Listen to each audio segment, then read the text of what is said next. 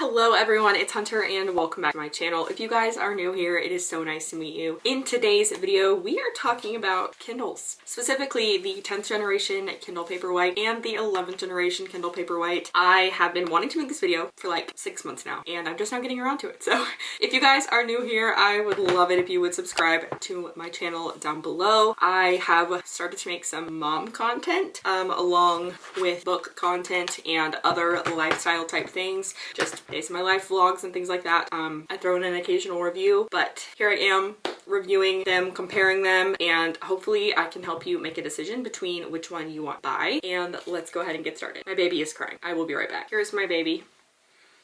Her name is Poppy. She's supposed to be napping, but she wasn't feeling a nap, I guess. Just kidding. She's been refusing to nap unless it's a contact nap recently, so I'm surprised I got 20 minutes out of her, honestly. Gonna put her in this bouncer and hope she does okay. Okay, I have notes on my iPad. I would be nowhere without the notes on my iPad. I feel like my hair is like frizzy right here. Is it? It is. Okay, well, at least I'm not crazy. Okay, to compare the Kindles. Also, this one is so dead that it's gonna take like a year to turn on, so I will wait until this is done and I will do some overlay clips showing you the screens and things. So let's talk about both of them. So this is the 10th generation. This is the 11th generation. Oh, oops, this one's not dead because I use this one. So anyway, first let's talk about their similarities, things that about them are the same, things that I like about both of them. The first thing is that they fit in my belt bag, which is I think the standard size Lululemon, like the regular one. I do not have the Lulu one, I have a Lulu dupe. However, they are the exact same size. So if you are trying to decide whether you should get one over the other because one fits in your belt bag, because the size is slightly different. I don't know if you can see the difference right here, but there is a slight size difference. This one is a little bit wider and taller than the older version. So if that's a concern of yours, if you are concerned it might not fit in your belt bag, they both fit, so don't worry. Next, for me, they're both comfortable to hold in one hand. Here is the 10th generation in one hand. I'm able to easily change pages like that. I can also hold this one in my hand. It's a little bit harder to hold with like while changing the page. However, it's still comfortable to hold with one hand. I often hold it like this because this one is a little bigger. So if your hands are on the smaller side, this one may not be as comfortable to hold with one hand, but I still find like it's not such a big difference that it's like uncomfortable, if that makes sense.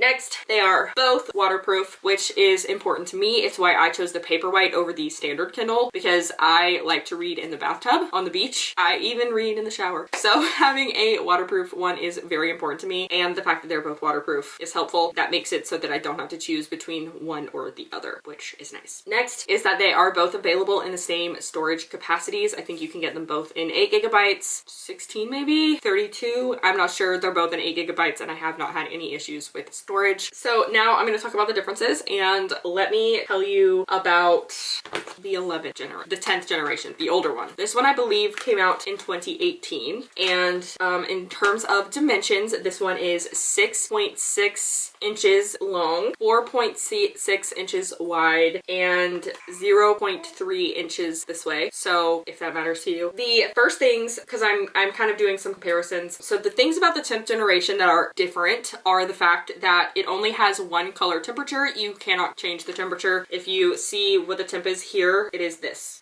I wouldn't say it's like super cool toned, but you can't make it warmer or anything like that. The lowest brightness setting, it is still considered on, if that makes sense. So the screen or the light is still on. Even if you turn it to like 1, there is no 0 option. So if you're like in the sun or something and you don't need the backlight on, then you can't turn it off, if that makes sense. So the backlight or front light, or I'm not sure what it's called. Someone has told me before what it is, but the light in general never turns off if the Kindle is on. So there's that. It also uses a micro USB charger. If you have a ton of micro USBs hanging around like I do, then that shouldn't be an issue if you like lose the one it came with, but just noting that it has the micro USB as opposed to a different kind of charger. So micro USB and the on button is in the same place on both of them, so that's not a problem. So my overall thoughts on the 10th generation are that if you have the 10th generation and you don't use it a ton, or you're not a huge reader, or like things like color brightness, or like if yours works perfectly fine, like if you just don't, if you're like trying to decide, if you're considering upgrading, then I would do it. But if you're not considering upgrading, then it works perfectly fine. I don't see why you should upgrade it. Personally, I was gonna hold on to this one until it died. I'm giving this one to a friend, so that's why I'm filming this video now, because otherwise I won't have it to compare to. But I think that if you have the money and you just want to upgrade, 100% worth it. I don't think that upgrading is useless. It's not like you're trading it for just like a slightly larger one. I do think that there are some significant differences that I think are worth trading, if that makes sense. So now, the things that I personally feel that the 11th generation have over this one, okay? Because I basically just gave you like the very basics of this one, but this one is my child, my baby. Although I do have an actual child baby, this one is like my baby as well. So some things that I find super helpful that I love. First of all, that it has a smaller bezel on the edges right here. So I don't know if you can tell, but the bezel is slightly smaller, so you can fit more words on page. Next, you can change the color temperature, and this is where I will do the overlays, but you can have a warmer color or a cooler color depending on what your preferences are. Like I said, this is the, whatever the screen is, this is the coolest it is, and it is like the default of the screen. So if you're reading in the bed, you can turn it to like a more yellow orange color, which is better for reading at nighttime, and it's just easier on your eyes at nighttime or just in general. So I really appreciate that. In fact, I turned it to warmer as soon as I got it because that was the thing I was most excited about, was being able to change the color temperature. I have my phone and my iPad change to a warmer tone at a certain time because it just is easier to look at when it's dark. So I really love the color change or the temperature change. So that's really important to you. I definitely think it's worth the upgrade for that alone. The next thing is that the lowest brightness setting turns the screen all the way, or turns the light all the way off. So again, like I was saying, that the lowest screen setting on the older one,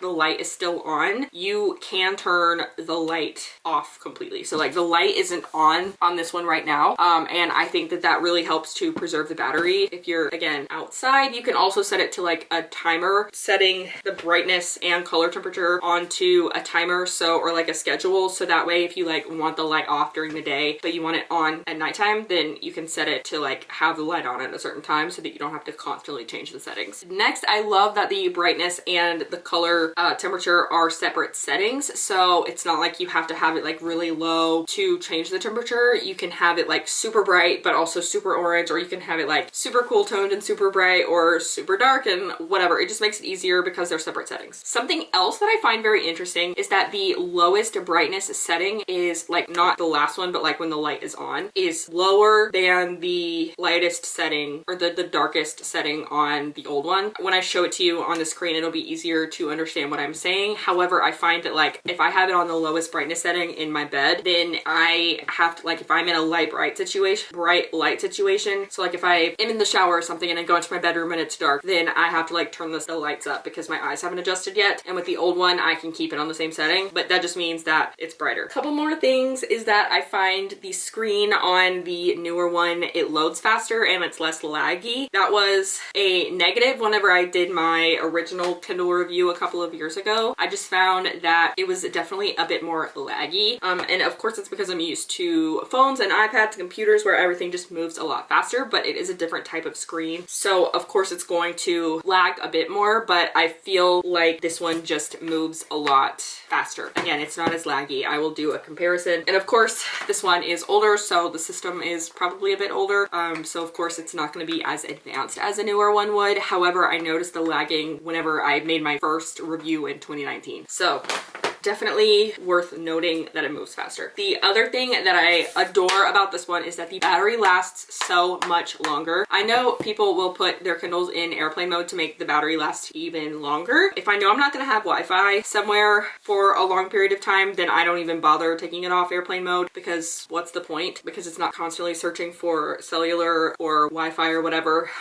So the battery lasts a long time. But I literally don't remember the last time I charged this. I went to California like 2 weeks ago, and I think that it has not been charged since before I left, and it still has battery. I did have it in airplane mode for a hot minute because there was a book I downloaded from the library that needed to be returned, and I didn't want to return it yet, so I just put it in airplane mode so it wouldn't go away. But I do think the battery lasts significantly longer. I found myself having to charge this every couple of days, whereas this one, it's been weeks, and I think the battery is overall better on this one. And my final positive thing about the newer one is that the charger is USB-C. Honestly, to me, USB-C is superior to micro USB. I love that USB-C, you put it in the charger either way, you don't have to have it facing a certain direction. It goes in a lot like more flush with the thing.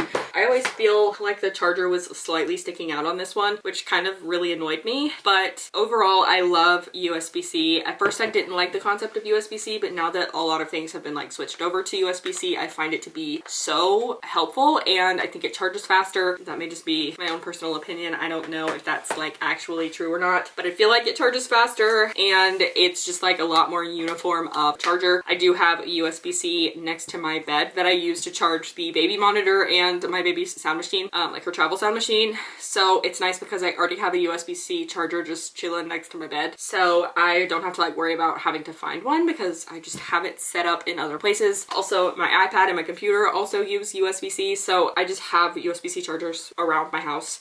And not many things use micro USB in my house, so I find that to be helpful. Also, I wanted to mention that the dimensions of this are 6.9 by 5.9 by 0.32. So this is 0.3 longer, 0.3 wider, and 0.02 deeper, I guess. But those are the differences. Overall, I am very happy that my husband decided to upgrade for me.